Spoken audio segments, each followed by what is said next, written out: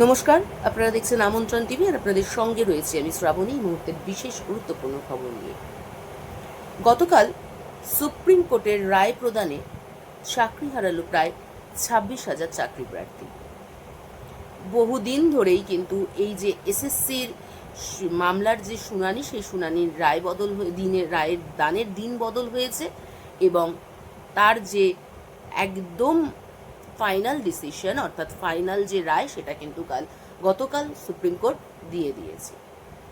Supreme কোর্টের তরফ থেকে কিন্তু রাজ্য সরকার এবং এসএসসি কমিশনের কাছে বহু দিন ধরে যোগ্য এবং অযোগ্য প্রার্থীদের তালিকা চাওয়া হয়েছিল, কিন্তু সেই তালিকা এত দিন ধরেও দিতে ব্যর্থ হয়েছে এসএসসি কমিশন, এছাড়াও রাজ্য সরকার। এই যে তাদের ব্যর্থতা অর্থাৎ রাজ্য সরকার এবং এসএসসি কমিশনের যে ব্যর্থতা, সেই ব্যর্থতার দায়ভার কিন্তু নিতে হলো যোগ্য এসএসসি চাকরি প্রার্থীদের। প্রায় 26,000 শিক্ষক শিক্ষিকারা কিন্তু চাকরি হারালেন। এর মধ্যে দেখা যাচ্ছে যে কোনো কোনো স্কুলের কিন্তু কোথাও 30%, কোথাও 28%, কোথাও 24%, কোথাও 8%, এইভাবে কিন্তু এক একটি স্কুলের যে শিক্ষক শিক্ষিকারা রয়েছেন তারা কিন্তু চাকরি হারিয়েছেন। শুধু যে শিক্ষক শিক্ষিকা তা নয়, শিক্ষাকর্মীরা যারা রয়েছেন তারাও কিন্তু চাকরি হারিয়েছেন। তাহলে একটা প্রশ্নের মুখে উঠে যাচ্ছে শিক্ষা ব্যবস্থা, যে এত সংখ্যক শিক্ষক শিক্ষিকাকে যদি একবারে চাকরি হারাতে হয় তাহলে স্কুলগুলো চলবে কি করে? এমনটাই কিন্তু স্কুলের যারা প্রধান শিক্ষক শিক্ষিকারা রয়েছেন তারা কিন্তু দাবি করছেন। সামনেই পরীক্ষাই বা তারা নেবে কি করে? এবং এই যে এইচএস হলো, এইচএসের যে খাতা দেখা চলছে, সেই খাতা দেখার কাজই বা তারা কাদেরকে দিয়ে করাবে? এই নিয়ে কিন্তু একটা দোটানার সৃষ্টি হয়েছে। ভীষণভাবে কিন্তু সমস্যার মুখে পড়েছে গোটা শিক্ষা মহল। কারণ এই যে এতগুলো প্রায় 26,000 শিক্ষক শিক্ষিকা যারা রয়েছেন তারা চাকরি হারালেন, অথচ স্কুলে যেই সমস্ত স্কুলে 28%, 36%, কোথাও কোথাও আমরা দেখতে পাচ্ছি 8% শিক্ষক শিক্ষিকা চাকরি হারালেন, সেখানে কোথাকার স্টুডেন্ট 8,000, কোথাও 10,000, কোথাও 5,000। তো এই সমস্ত স্টুডেন্টদের পড়ানোর দায়ভার কারা, পড়ানোর যে ভার, সে ভারটা কারা গ্রহণ করবেন? এই মুহূর্তে কিন্তু তারা ভীষণভাবে অর্থাৎ স্কুল কর্তৃপক্ষ কিন্তু ভীষণভাবে সমস্যার মুখে পড়েছে কালকে সুপ্রিম কোর্টের এই রায়দানের পরে। অবশ্যই কিন্তু তার পাশাপাশি আমরা যোগ্য এবং শিক্ষক শিক্ষিকা যারা রয়েছেন তাদের যে অবস্থা, মনের অবস্থা বা মানসিক স্থিতি, তারা কিন্তু ভীষণভাবে ভেঙে পড়েছেন চাকরি হারিয়ে স্বভাবতই। এই দিকে অপর দিকে দেখলে দেখা যাচ্ছে সুপ্রিম কোর্ট এমনটাই রায় দিয়েছে, যারা অযোগ্য শিক্ষক শিক্ষিকা রয়েছেন তাদেরকে কিন্তু বেতনের সহ কিন্তু সুদ সমেত তাদেরকে টাকা ফেরত দিতে হবে।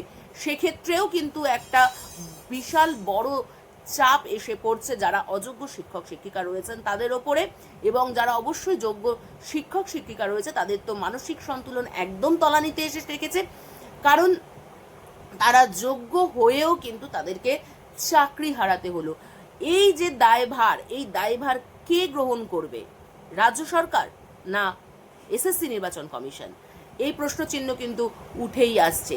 এইদিকে অপর দিকে দেখা যাচ্ছে যে আমরা এমন একটাই খবর জানতে পারলাম, যিনি নাকি ইউনিভার্সিটির টপার অর্থাৎ রবীন্দ্রভারতী ইউনিভার্সিটি থেকে তিনি মাস্টার্স করেছেন এবং তিনি ফার্স্ট হয়েছেন, গোল্ড মেডেলিস্ট, তাকেও কিন্তু চাকরি হারাতে হলো।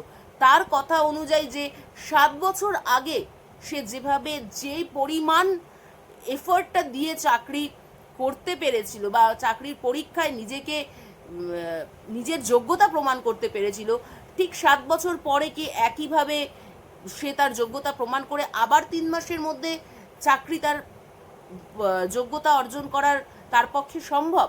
বা তিনি এমন একটি উদাহরণ টেনে তুলেছেন যে 7 বছর আগে যে বাচ্চা মাধ্যমিকে ফার্স্ট হয়েছে, 7 বছর পরেও কি সে ফার্স্ট হবে? এমনটা কি সম্ভব? এই সমস্ত নানা প্রশ্ন চিহ্ন কিন্তু উঠে যাচ্ছে। আর শিক্ষক মহল, গোটা শিক্ষা পরিস্থিতি কিন্তু ভেঙে পড়ছে। কারণ এত শিক্ষক শিক্ষিকার চাকরি চলে গেলে সেখানে কিন্তু স্কুলগুলোর যে চালানো, সেখানে কিন্তু একটা প্রশ্ন চিহ্ন উঠে যাচ্ছে। অর্থাৎ এইটা শুধু শিক্ষক শিক্ষিকাদের চাকরি যাওয়াই নয়, গোটা পশ্চিমবঙ্গের গোটা শিক্ষা ব্যবস্থা একটা কিন্তু মাতাল অবস্থায় এসে পৌঁছবে, এমনটাই কিন্তু গোটা শিক্ষা জগতের দাবি। তারা এমনটাও দাবি করছেন যাদের জন্য, যারা দুর্নীতি করেছে, যাদের দুর্নীতির জন্য আজকে তাদের চাকরি হারাতে হলো, সেই দুর্নীতি যারা করেছে তাদের কি কোনো দৃষ্টান্তমূলক শাস্তি হবে? তারা কি সেই দৃষ্টান্তমূলক শাস্তিটা পেয়েছেন? পাননি। তারা কিন্তু তাদের কথা অনুযায়ী তারা কিন্তু বহাল তবিয়াতে নিজেদের যে অন্যায়, সেই অন্যায়কে ঢেকে তারা কিন্তু স্বাধীনভাবে ঘুরে বেড়াচ্ছেন। বিভিন্ন রকমের প্রশ্নচিহ্ন নানা মহল থেকে, কিন্তু শুধু যে মাত্র শিক্ষক মহল বা শিক্ষক শিক্ষিকা এমন না, সাধারণ মানুষের কাছ থেকেও কিন্তু একই প্রশ্ন উত্তর চাইছে মানুষ। অর্থাৎ এসএসসি চাকরি প্রার্থী, অর্থাৎ প্রায় 26,000 চাকরি প্রার্থীর চাকরি যাওয়ার দায়ভার কার? সরকার না এসএসসি নির্বাচন কমিশনের?